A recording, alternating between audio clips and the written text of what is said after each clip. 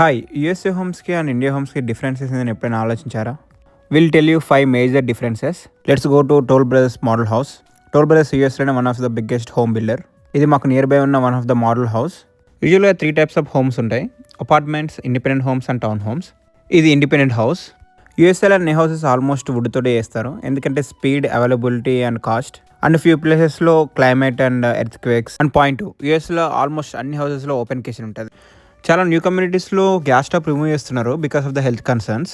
చాలా స్టేట్స్లో ఆల్రెడీ ఆపేశారు కూడా. పాయింట్ 3, ఇక్కడంతా either wood flooring or carpet వాడతారు ఎక్కువగా. Tiles and concrete either bathrooms or laundry రూమ్స్లో యూజ్ చేస్తారు ఎక్కువగా. Rest all wood or carpet.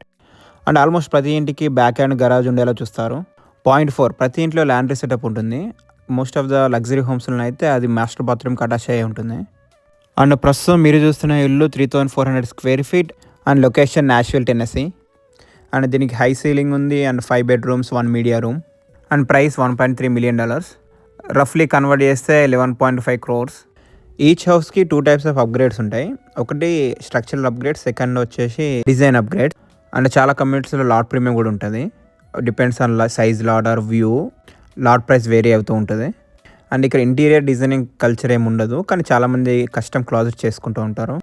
And ఇక్కడ వాస్తు అండ్ ఫేసింగ్ ఎవరు పట్టించుకోరు. ఫిర్బిలింగ బాయ్. మరిన్ని ముత్యం లాంటి మాటల కోసం ప్లీజ్ సబ్స్క్రైబ్ ముత్యం.